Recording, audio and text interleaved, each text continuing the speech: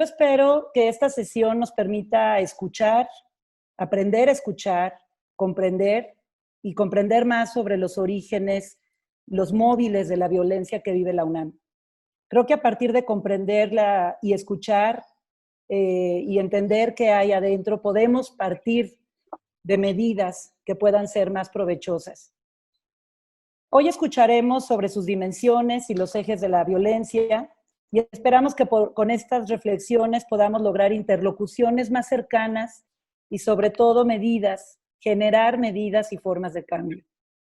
Y yo cierro un poco esta intervención recordando que si no están bien ellas, nadie estamos bien. Y los voy a dejar moderando el día de hoy a la maestra Carla Amosurrutia. Carla, te doy la palabra y bueno, pues muchas gracias. Ojalá que esta sesión sea muy, muy provechosa para todos.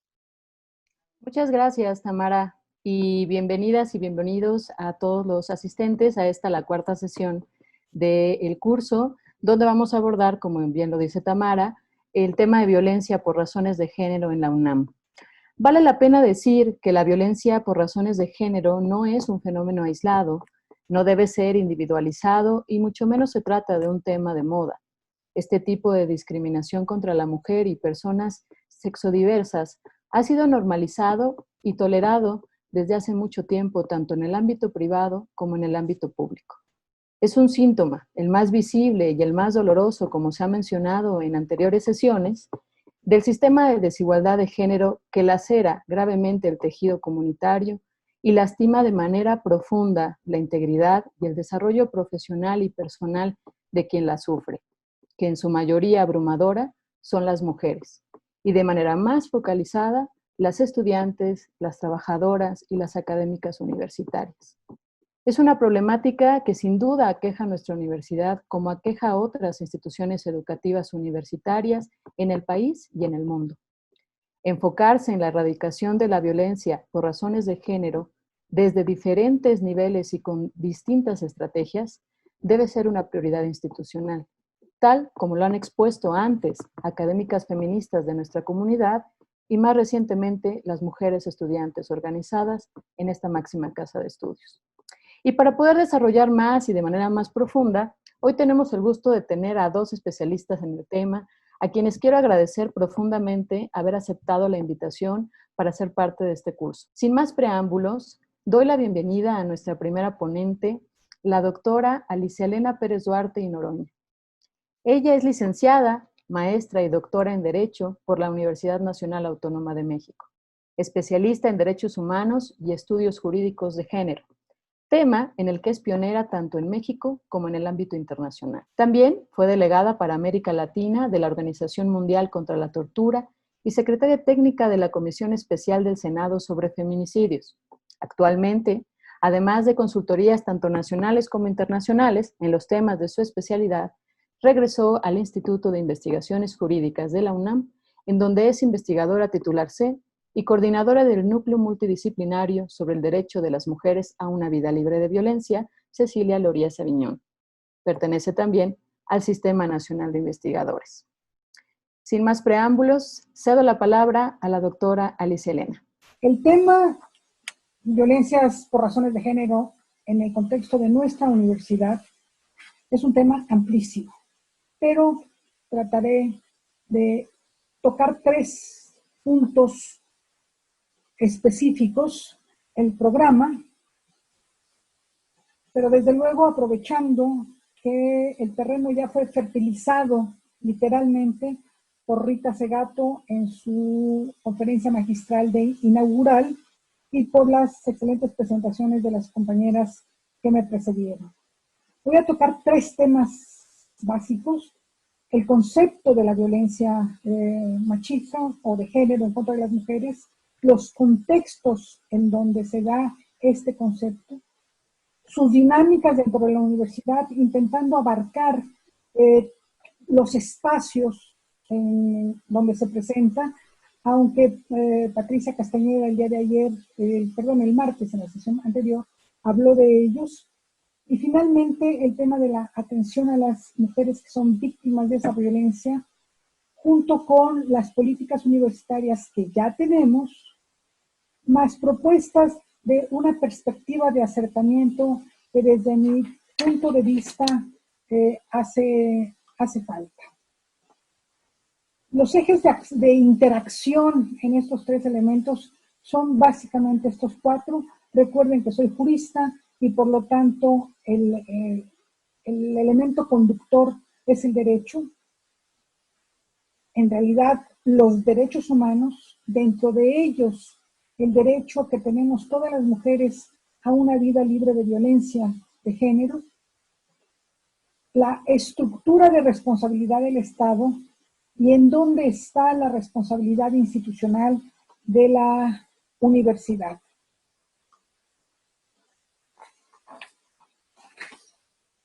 ¿Cómo entender a la violencia de género? Ya escuchamos a Rita Segato explicarnos que existe un constructo o estructura social y política que es determinada por relaciones de poder y control. Ella nos dijo que históricamente a esta estructura se le denomina el patriarcado. Nos compartió sus reflexiones que la llevaron a teorizar sobre los mandatos de masculinidad, privilegios diría yo, que sostienen a esa estructura y que repiten una serie de conductas, básicamente las conductas de poder y control, que derivan en actos de violencia. Porque ahí en donde nosotras las mujeres somos la otredad. En la estructura, el ser es el hombre con mayúsculas, lo que, para ir acotando un poco lo que Rita Segato nos dijo, el macho alfa. Y nosotras las mujeres, todas las mujeres, independientemente de nuestras diferencias, somos la otredad. Las que no tenemos el poder, ni administramos la riqueza o el patrimonio, ni tenemos interlocución válida de tú a tú entre pares con ese macho alfa. Desde luego, se ha reconocido en el ámbito internacional que esta violencia machista es un problema grave en la sociedad, un problema grave de derechos humanos que nos afecta a todo mundo y a todas las sociedades. No es nada más nuestra institución, no es nada más nuestro país, es el mundo entero y es histórico. Es grave porque los propios hechos de violencia y el temor de ser objeto de violencia restringe enormemente, de forma de veras grave, lo que podemos hacer las mujeres para colaborar con el desarrollo social y económico de nuestras comunidades. Además, estos hechos han retrasado el logro de importantes objetivos de desarrollo, tanto en lo personal, a cada una de las mujeres, como comunitarios, como institucionales, nacionales e internacionales. Pensemos un poco lo que sería de nuestra universidad, nada más dentro de nuestra universidad, si todas las mujeres nos pudiéramos despojar del miedo a ser agredidas por un acto de violencia machista. Creo que habría un mayor crecimiento y un mayor desarrollo de una cultura de igualdad y de libertad. Me detengo porque, si ustedes han visto, cambié violencia de género por violencia machista. En este concepto sigo a las teóricas españolas para permitir que los hombres que nos acompañan en este momento, hombres que estoy segura se están cuestionando los mandatos de masculinidad, se puedan separar del macho alfa y seguir trabajando en estos mandatos de masculinidad agresiva para transformarlos en una masculinidad no tóxica. Eso es lo que envuelve el concepto de violencia machista, pero es un sinónimo de violencia de género en contra de las mujeres. Esta violencia ya está normada. Es un concepto relativamente nuevo. Si pensamos que se empieza a construir en la década de los 80 del siglo pasado, podemos ver cómo la historia del derecho es muchísimo más larga que esto. Empieza a aparecer primero como una énfasis en la violencia sexual, después en las relaciones interpersonales al interior de la familia, y poco a poco empieza a emerger como un verdadero problema de derechos humanos. Este concepto más o menos va de la mano con otro, que es el concepto de víctima y los derechos de las víctimas, que aparece en nuestro derecho hasta este siglo. Antes del año 2000, la existencia normativa de esta violencia, y se le definió, como ustedes ven en pantalla, un elemento clave a partir de 1995 hasta la fecha, es que reconocemos que la violencia machista o la violencia de género en contra de las mujeres se ejerce contra las mujeres por el simple hecho de haber nacido mujeres.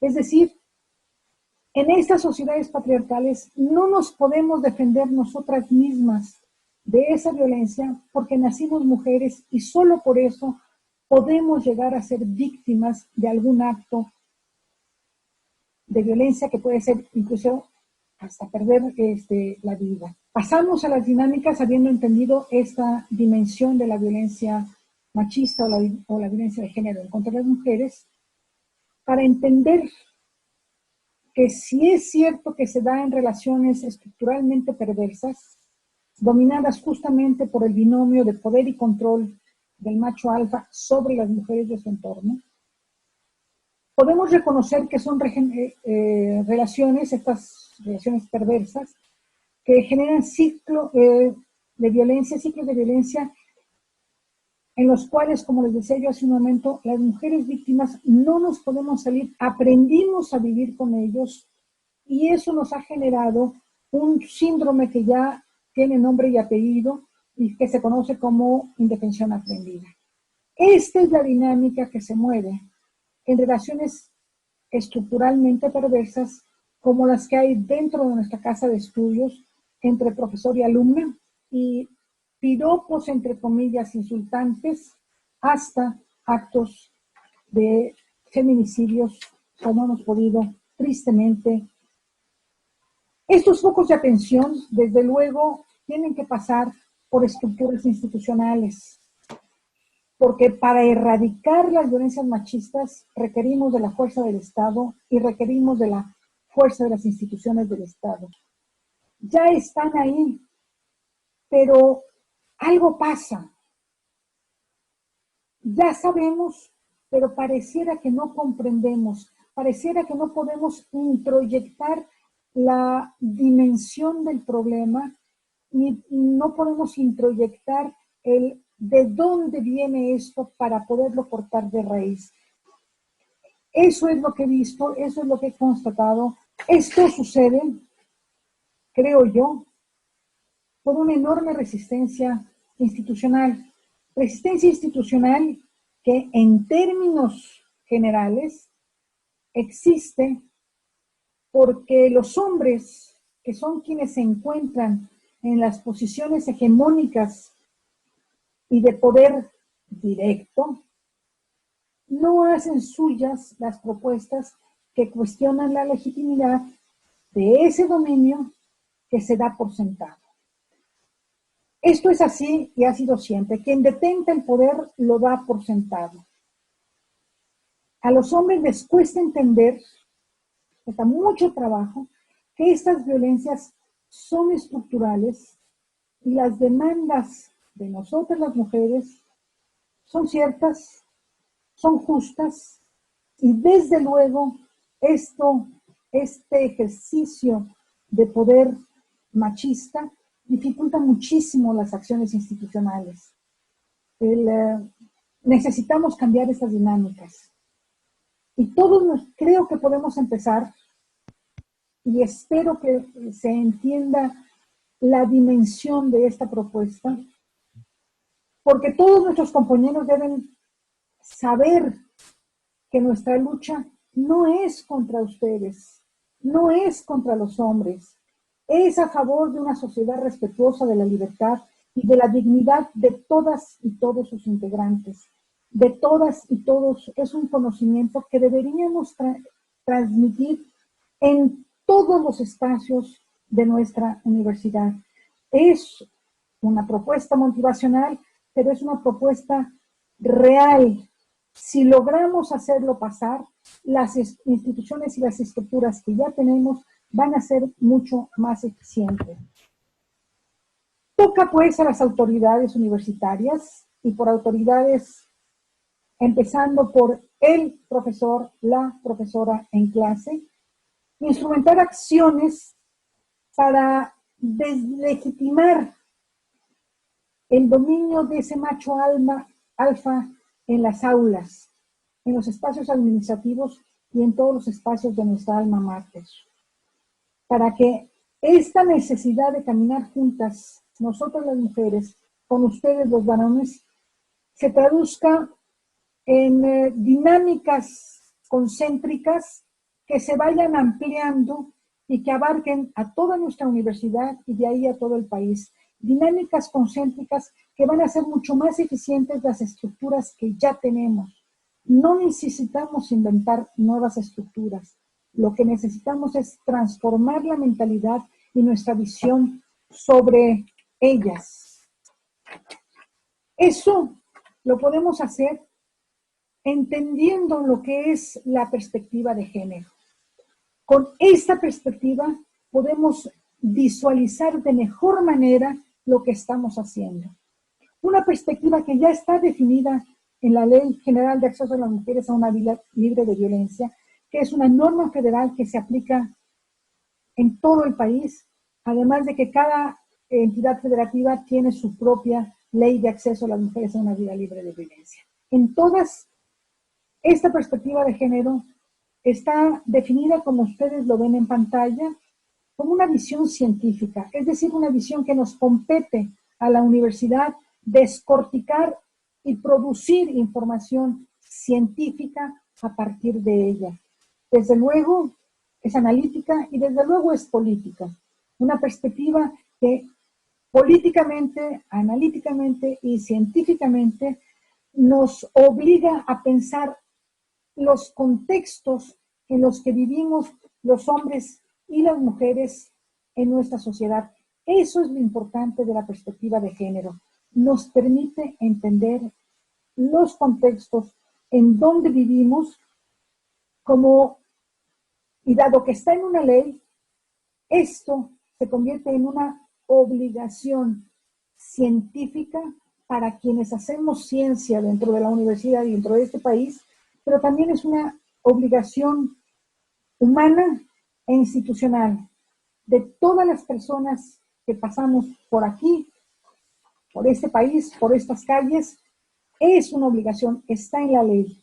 Así tenemos que pensar en estas nuevas formas de trabajo a través de los focos y de las dinámicas que he expresado. La violencia machista, desde luego, no es un fenómeno nuevo en nuestra universidad, tampoco en nuestro país y tampoco en la historia del mundo. Lo que sí es nuevo es el clamor de las jóvenes, el grito de hartazgo que nos dicen basta, y es un grito que ya no podemos ignorar.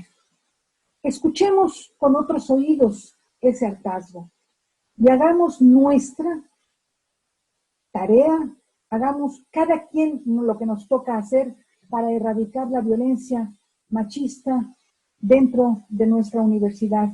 Desde ese conocimiento, desde esa obligación que tenemos de utilizar la perspectiva de género como parte de nuestro quehacer académico, convirtiendo en ciencia una nueva reflexión sobre lo humano para que a través del tiempo, convertida ya en ciencia esta nueva visión de lo humano y de la relación entre mujeres y hombres, también se cambie la universidad y de la universidad hacia el resto de nuestra sociedad. Esa es la propuesta. Es una propuesta sí motivacional. Las estructuras, y con esto concluyo, existen. La normatividad existe. Las instituciones y las instancias, desde la oficina de la abogada general, pasando por la unidad, pasando por los jurídicos de cada uno de los centros y espacios universitarios que tenemos, ahí están. Lo único que falta es esta comprensión que salga de la médula para poder enfocarlo de mejor manera y con mejores resultados. Y con esto les agradezco su atención y espero sus preguntas. Muchísimas gracias, doctora Alicia, por su muy clara y excelente exposición, donde define conceptos importantes para entender más y mejor el tema que hoy nos convoca. Paso ahora a darle la bienvenida a nuestra segunda especialista, a la que quiero agradecer también de manera personal por haber aceptado estar hoy con nosotras y nosotros, a la maestra Estefanía Vela Barba. Estefanía es directora ejecutiva de Intersecta, una organización feminista de la Ciudad de México que se dedica a la investigación y a la promoción de políticas públicas para la igualdad. Estefanía estudió Derecho en el ITAM y la maestría en Derecho en la Universidad de Yale. Y ha dedicado su carrera a la investigación y a la docencia, enfocándose siempre en la intersección entre género, la sexualidad y el derecho. Sin más preámbulos, te cedo la palabra, Estefanía. Buenas tardes a todos y a todas. Un poco como Alicia antes de mí, como ya dijeron, también estudié Derecho y mi punto de entrada a los fenómenos tiende a ser por ahí y creo que vamos a coincidir en muchos puntos. Espero de cualquier manera aportar alguno de los elementos más para lo que sé es una reflexión constante y un poco más permanente que ustedes están teniendo para hacer de la UNAM un espacio más habitable, más decente, más seguro para todas las personas. Me gustaría aclarar algo que creo que es obvio. No soy experta en los procesos de la UNAM. Soy una persona que ha visto desde fuera lo que está pasando en la UNAM, que no es lo mismo, aunque debo empezar reconociendo que, a diferencia de muchas otras universidades, y creo que esto es importante, la UNAM está un poco empujada, pero no deja de ser importante. Por ejemplo, ha ido transparentando muchos de sus procesos. Sé que muchas de las investigaciones que ya han hecho en la UNAM están disponibles para el público en general, entonces de ahí también ha sido muy enriquecedor para mi propio trabajo, para el trabajo de mi organización, saber la experiencia que ustedes están viviendo. Pero de cualquier manera quiero aclarar, hablo en general de las universidades y no necesariamente es que siempre voy a hacer referencia a la UNAM, porque al final nadie mejor que ustedes para saber qué está pasando ahí, ¿no? Desde ahí me atrevo un poco, voy a compartir mi pantalla, ¿no? Y me gustaría empezar, digamos, con algo básico por ahora. Voy a poner entre paréntesis el de género, porque también me parece importante reconocer que en las universidades y en la sociedad en general estamos viviendo una crisis de violencias, ¿no? Y que la violencia de género se inserta en este contexto un poco más amplio, ¿no? Lo que espero de cualquier manera acabar de aterrizar complementando lo que ya se dijo es por qué el enfoque de género aporta al entendimiento de las violencias para que así podamos prevenirlas, atenderlas de mejor manera, ¿no? Para empezar, voy a dar una definición amplia de violencia ahorita. O sea, la violencia es una agresión que se inflige contra una persona. Sabemos que hay una variedad de violencias, pero para efectos ahorita nomás estoy hablando de violencias. ¿Por qué importa? Primera obviedad, ¿no? La violencia, las agresiones es una vulneración a una variedad de derechos, ¿no? Y digo variedad adrede. O sea, no es que todo se reduzca a un solo derecho. Podemos hablar, por ejemplo, del derecho a la integridad, podemos hablar del derecho a la salud, podemos hablar del derecho a vivir libres de violencia. En ciertos casos, y esto es particularmente relevante para la violencia de género o la violencia racista o la violencia clasista o la violencia capacitista, puede haber un entrecruce entre la violencia y la discriminación, ¿no? Entonces, ya desde aquí, y sé que esto es relevante por la UNAM porque ustedes como universidad autónoma se rigen primero y antes que nada por el marco de derechos humanos. Entonces, este es un asunto que importa porque cuando hay violencia, en primer lugar se están vulnerando los derechos de las personas. Pero lo que no quiero dejar de recalcar, y que creo que para mí es tan importante como hablar de las violencias machistas, es que la violencia también importa porque en el contexto universitario, que es de lo que estamos hablando, se vuelve también una vulneración del derecho a la educación. Es en sí misma un asunto educativo. Y esto es obvio, o sea, si tu seguridad en las aulas, si tu seguridad en el campus, si tu seguridad en las relaciones que ocurren en el contexto universitario no está garantizada, ¿cómo puedes efectivamente disfrutar de tu educación? ¿Cómo puedes efectivamente poner atención en clase? Si el que te está amedrentando, si el que te está acosando es un profesor y de tu profesor depende la calificación, se enlaza directamente con la posibilidad que tienes de gozar del derecho a la educación. Y esto lo digo porque precisamente una de las ideas que luego he notado, no solo en relación con la violencia de género en la universidad, recordarán que en el mes de diciembre, por ejemplo, en el caso del ITAM, hubo toda una discusión sobre la salud mental de los y las estudiantes, y una de las ideas constantes que surgía era de personas que tenían primero que nada esta visión de que esos son problemas tuyos, no tienen que ver nada con la educación, no tiene que ver nada con la universidad, y se plantean como estas fallas individuales de las personas o problemas individuales de las personas que nada se entrelaza con la educación. Y justo lo que me parece fundamental es decir, si no atendemos la dinámica de las violencias que ocurren en el contexto universitario, precisamente lo que también vamos a afectar es el proceso educativo de las personas. Entonces, de aquí, eso me parece fundamental entenderlo. Esto es algo, por supuesto, que se puede traspasar a otros espacios, y ahorita mencionaban, por ejemplo, la universidad, y esto también me parece importante reconocerlo. Sabemos que la universidad en realidad aloja, por decirlo de alguna manera, una variedad de relaciones.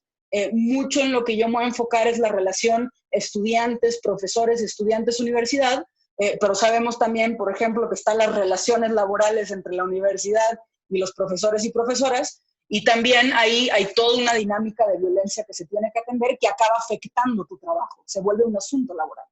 Pero no quería dejar de apuntar esto.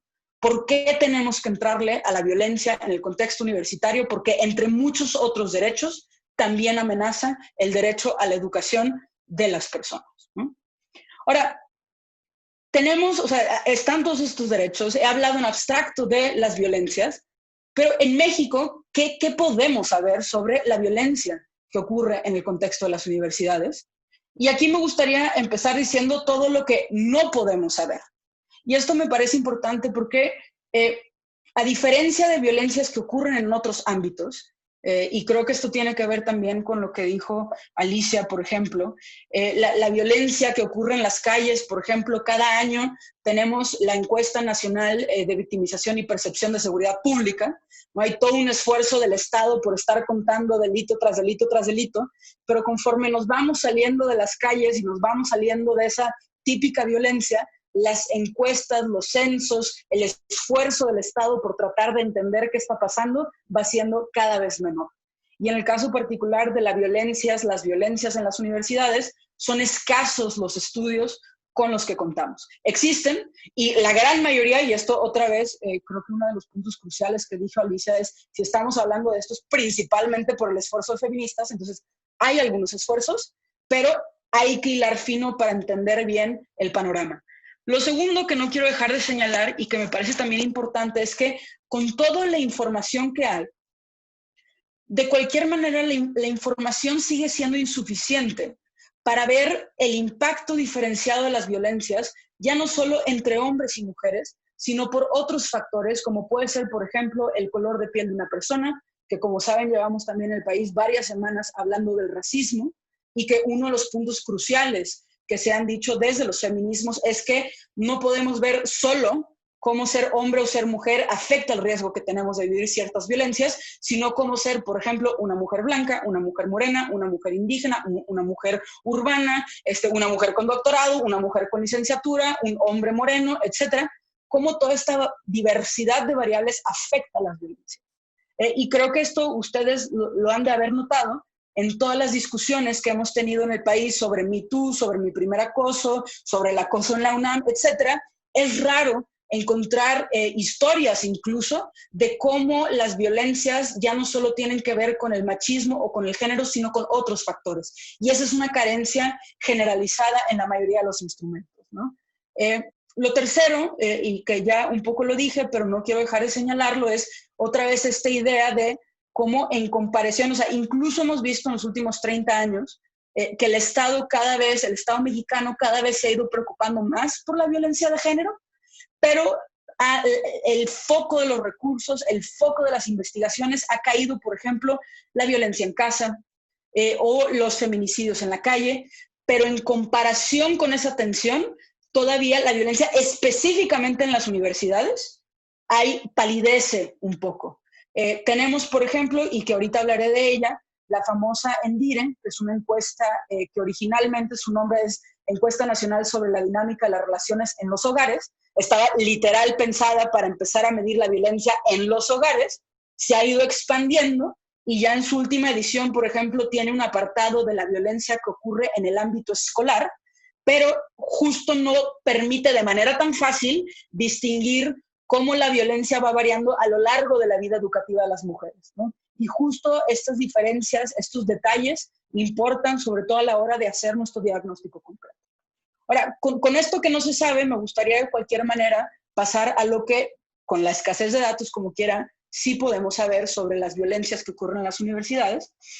Aquí me estoy basando, lo pongo en un piececito de página, pero para quien tenga interés hay dos fuentes principales. La ENDIRE, que ya dije que hay que arañarle, pero se puede extraer esta información. Y por otro lado, una encuesta que solo tiene una edición, pero que es muy valiosa, que es la ECOPRED, la Encuesta Nacional sobre Cohesión Social y Prevención de la Delincuencia, que es una encuesta que fue diseñada para jóvenes, personas entre 12 y 29 años.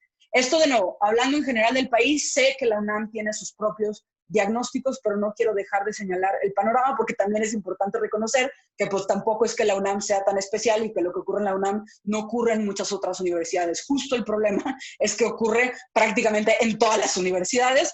Lo que nos falta más bien es que en todas partes se acaba de destapar, ¿no? Bueno, con base en esto, ¿qué sí podemos saber?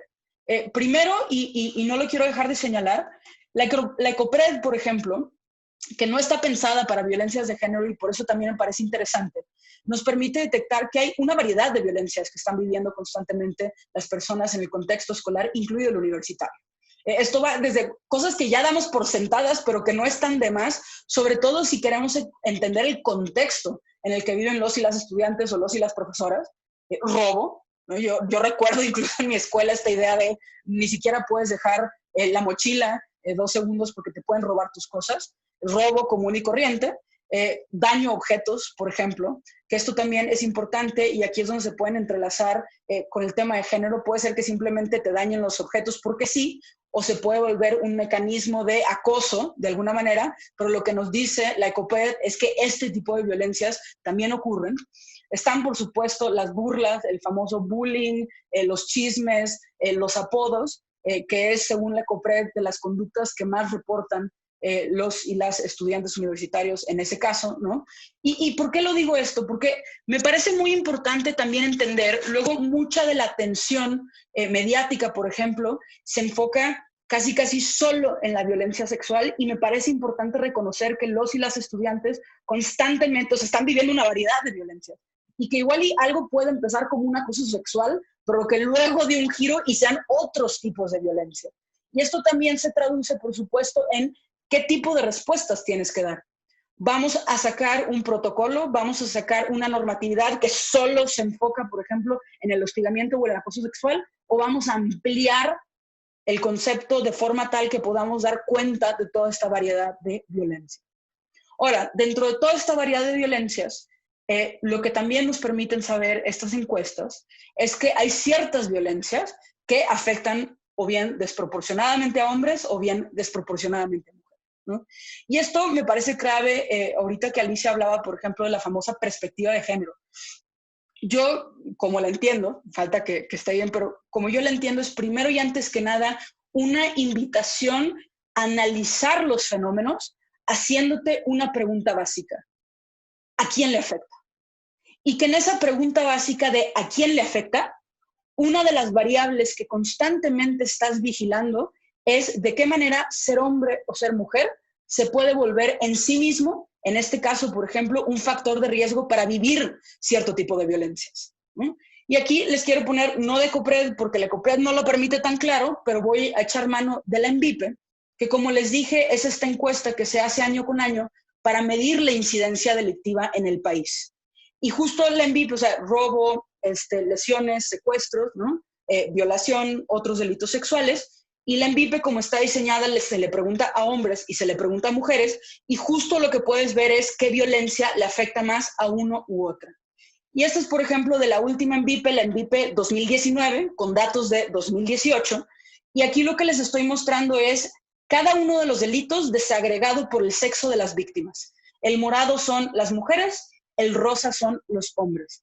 Pueden ver que es una gráfica donde hay violencias que están más o menos 49-50%. O sea, por ejemplo, el vandalismo, que lo mide la ENVIPE, ¿no? El mismo porcentaje de hombres y mujeres lo reportan. Extorsión, ahí se va parejo. Fraude bancario, ahí se va parejo, ¿no? Entonces, hay muchas violencias que afectan igual a hombres y mujeres.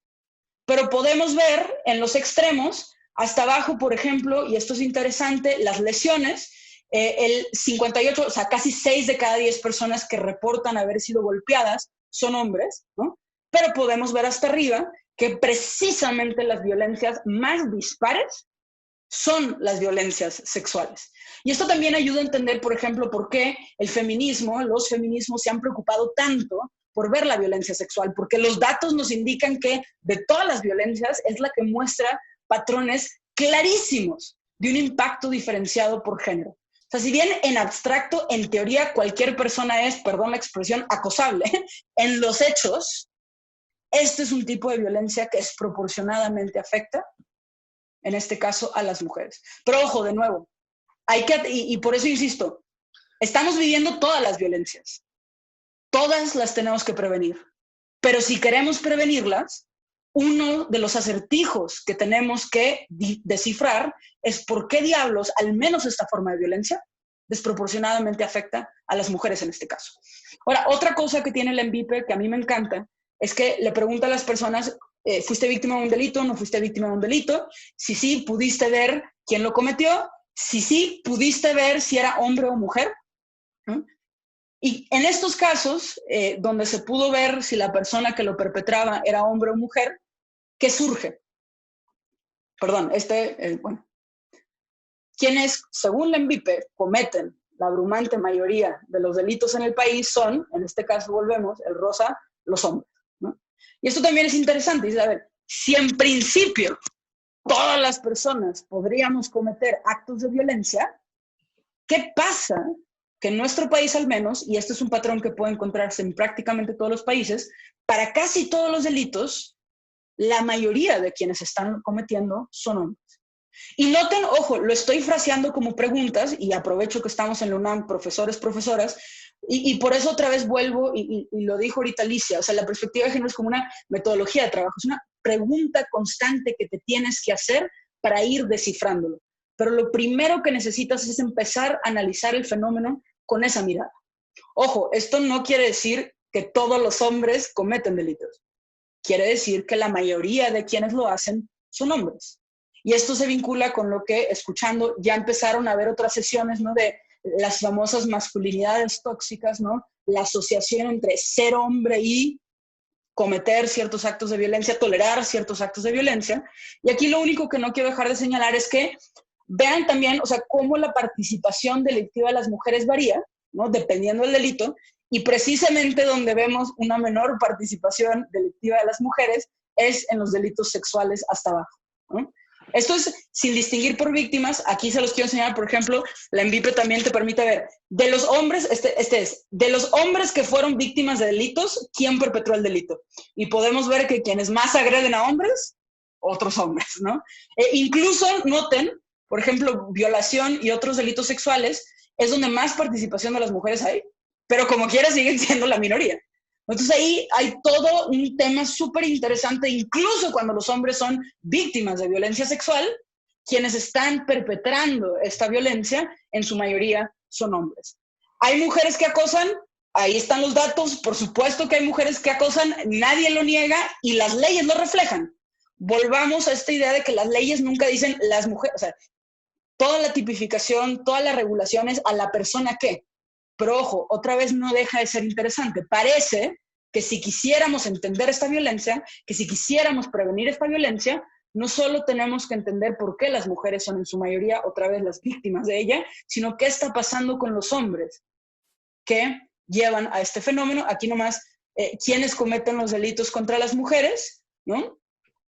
A mí siempre vean, por ejemplo, lesiones, ¿no? Las mujeres agrediendo a otras mujeres, por supuesto, ahí están, pero vean cómo hasta abajo, literal, violación, en la edición 2018 del ENVIPE salen 0 mujeres que cometieron este delito contra otras mujeres. Las hay, pero otra vez esas dinámicas, ¿no? Si ustedes lo vieran como el fenómeno que es, pues, esas son las preguntas que nos tenemos que ir planteando si queremos de nuevo prevenir estas violencias, ¿no? Ahora, ¿qué más podemos saber, ¿no? Y aquí se viene, ojo, todo este tema de por qué la perspectiva de género, por qué las violencias de género. O sea, empieza desde detectar el fenómeno, ver los impactos diferenciados y empezar a hacerte la pregunta de por qué. Y aquí, ojo, 2 cosas que quiero señalar y que también tienen que ver con la perspectiva de género.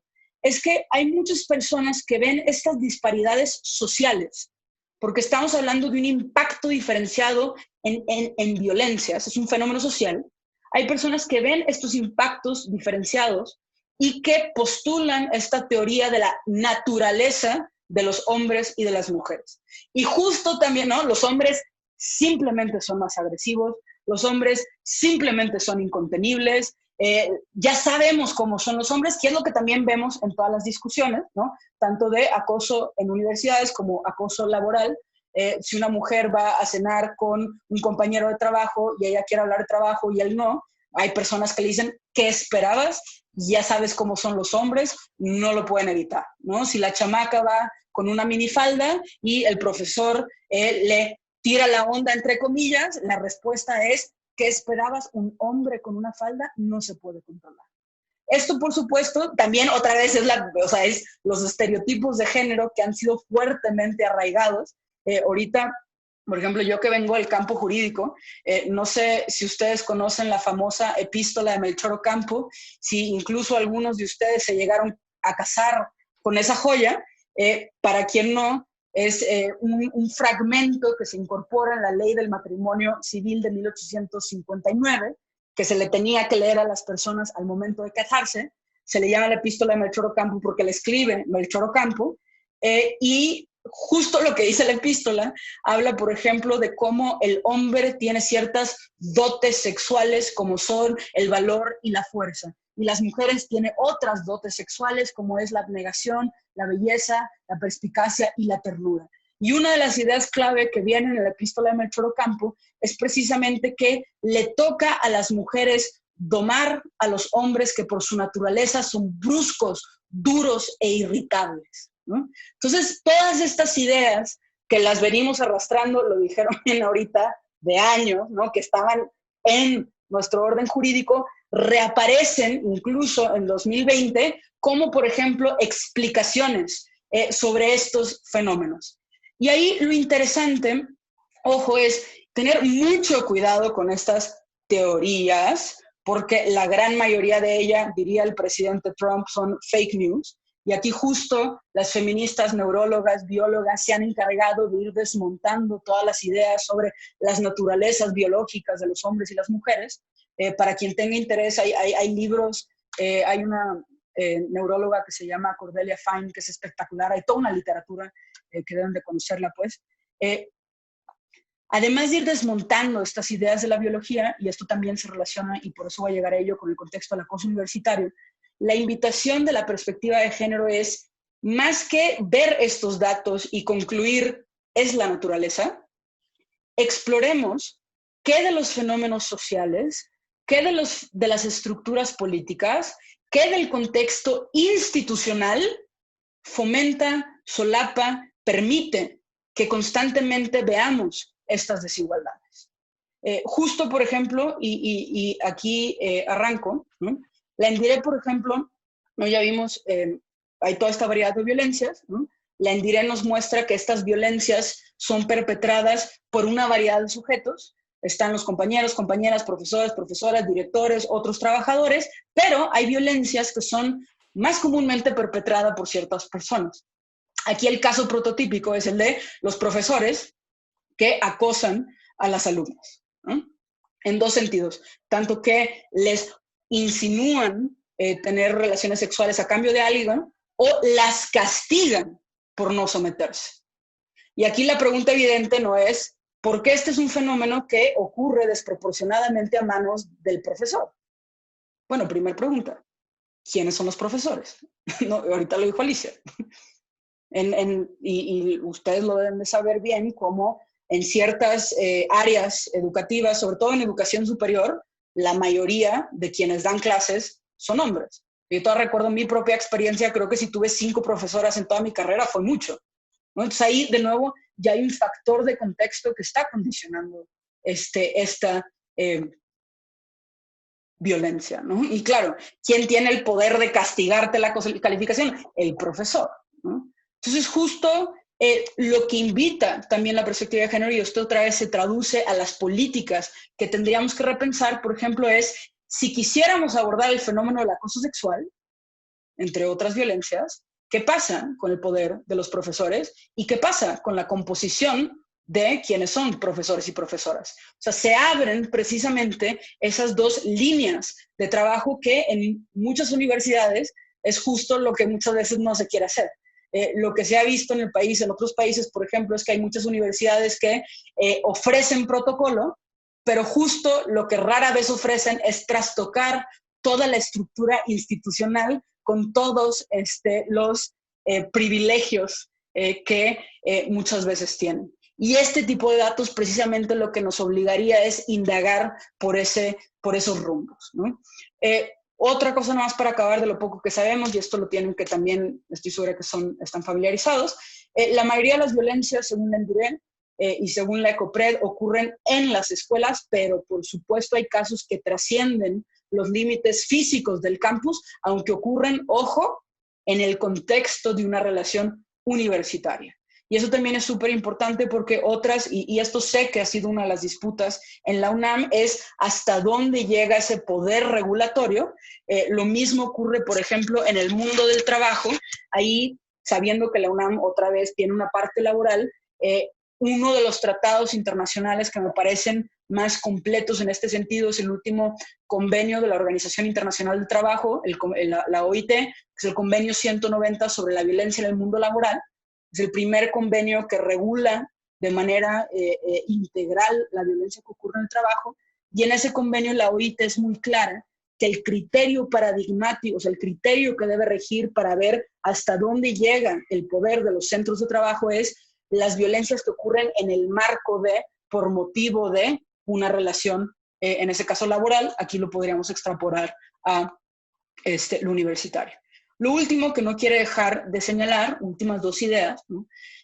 Según la NDIRE, por ejemplo, la mayoría de las violencias no se denuncian, pero cuando sí se denuncian, las mujeres, y digo mujeres porque la NDIRE solo es para mujeres, primero acuden a sus propias autoridades escolares. Lo mismo, de hecho, vemos en el contexto laboral. Pocas mujeres denuncian la violencia laboral, pero cuando sí denuncian es mucho más común que vayan con el propio centro de trabajo o con el sindicato a, por ejemplo, el Ministerio Público. Esto es importante por 2 razones. Lo primero es que muchas veces vemos, al menos en México, que cuando las autoridades intervienen, lo primero que le ofrecen a las mujeres, en este caso, es ve al Ministerio Público, y justo si le hacemos caso al NDIRE, las mujeres no necesariamente quieren acudir primero al Ministerio Público. No es que quieran acudir primero al derecho penal. Primero lo quieren resolver en el espacio que piensan como suyo.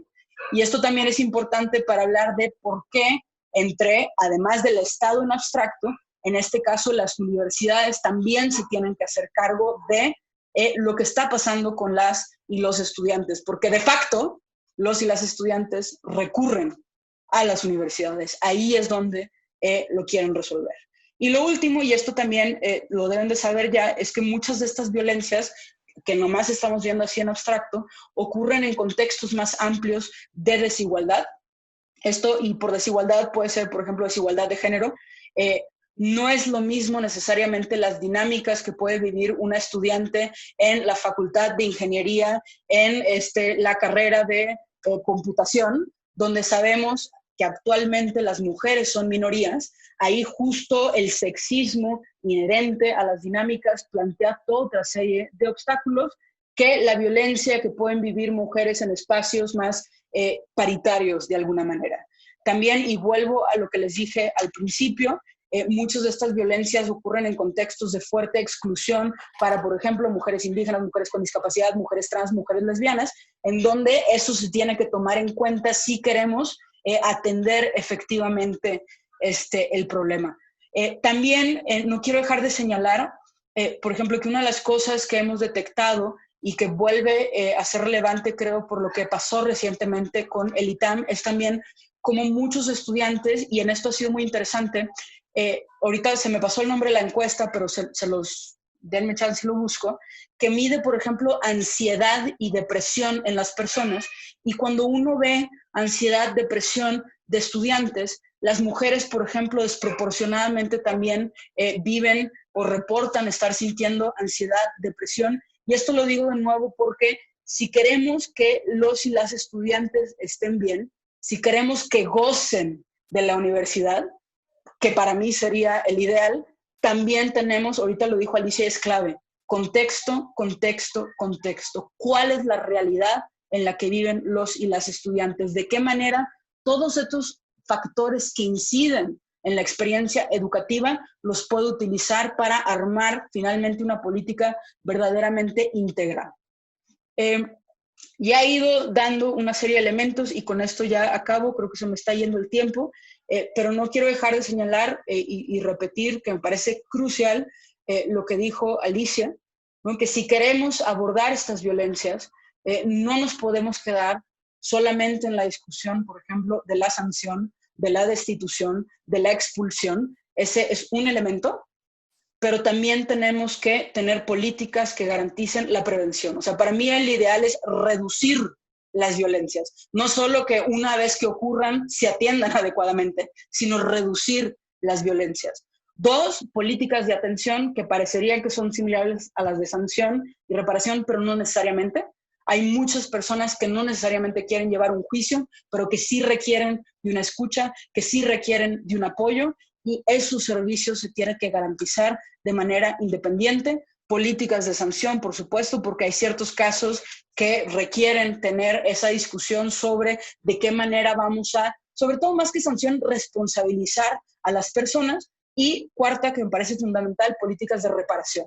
Y esto lo digo porque también estamos en un país donde muchas veces reducimos la justicia a que haya un castigo y la víctima queda de lado. Y precisamente, y insisto, ustedes como la UNAM, donde la Constitución es el paradigma claro, está también la Ley General de Víctimas, ¿no? La obligación es no solo prevenir, investigar, sancionar, sino reparar efectivamente, tratar en la mayor medida de lo posible, restaurar, por una parte, a la persona que sufrió el daño, pero por otro, y esto me parece crucial, el concepto de reparación también incluye lo que se llama medidas de no repetición. O sea, que en cada caso que nos vaya surgiendo, veamos cuáles son los factores institucionales que solaparon y permitieron la violencia y que a partir de la atención, a partir de la resolución de casos individuales, también pongamos atención a lo institucional, como ya dije, ¿no? Creo que se me está yendo el tiempo, pero como última reflexión, y no lo quiero dejar de decir, una de las cosas que, al menos en mi experiencia, ha resultado claro, o sea, todo esto se puede ir desdoblando, por supuesto, pero una de las cosas que al menos yo me he dado cuenta, ¿no? Si tú quieres prevenir, si tú quieres atender, si tú quieres sancionar, si tú quieres reparar, unas preguntas cruciales que para mí nos tendríamos que hacer es, en el contexto de nuestra universidad, por ejemplo, y aquí lo pongo, ¿qué es un buen profesor? ¿Qué es una buena profesora? ¿Qué caracteriza a un buen estudiante, a una buena estudiante? ¿Cuál es el ideal? Y esto lo digo porque, por ejemplo, al menos en mi experiencia universitaria, y ha sido muy similar cuando llegué a trabajar en otra universidad, El mensaje que constantemente se está mandando es que un buen profesor es el que sabe el contenido de su materia. Y esto se ve reflejado, por ejemplo, en algo tan básico como las evaluaciones que se hacen al final del año, en donde las preguntas que ya vienen predeterminadas y que tienes que llenar, prácticamente solo te preguntan por cosas como la puntualidad, el contenido, te pasó el temario, no te pasó el temario, y no se incluyen como uno de los criterios de evaluación la calidad de la relación que entabla el profesor o la profesora con los alumnos. Este tipo de detalles que son chiquitos para mí, de nuevo, reflejan en el fondo cuáles son nuestros valores sobre cómo creemos que debería ser también, y por eso vuelvo al educativo, la enseñanza. La enseñanza es simplemente un proceso de transmisión de información, o el aula también es un espacio en donde estamos forjando relaciones y estamos forjando el ideal de las personas que queremos tener en un futuro. Lo mismo lo digo respecto al buen estudiante, la buena estudiante. ¿Qué premiamos? ¿Premiamos la sola generación del conocimiento? ¿En qué están basadas las calificaciones? ¿No? Y al menos otra vez, en mi experiencia, lo que se te evalúa es tal cual el conocimiento que tienes en la aula. Pero toda la otra parte humana, toda la otra parte de relación, queda por lo general fuera. Y no es sino hasta que ya explota la violencia que la institución más o menos empieza a actuar. Y esto lo digo de nuevo como simples ejemplos de cómo estas grandes discusiones o estos grandes valores luego se van materializando en estas decisiones institucionales sobre algo tan sencillo como una evaluación. ¿Qué efectivamente evaluamos? ¿Qué efectivamente premiamos? Y consideramos, ¿no?, la relación entre las personas como algo valioso o no. Pero bueno, ya se me acabó el tiempo. Les agradezco muchísimo. Construir políticas que garanticen la prevención, la atención, la sanción, pero también la reparación del daño y pensar en las medidas de no repetición. Creo que ahí es donde se integra lo pedagógico, pensar lo pedagógico desde las relaciones humanas. Muchísimas gracias a las dos por sus magníficas ponencias. Gracias de verdad.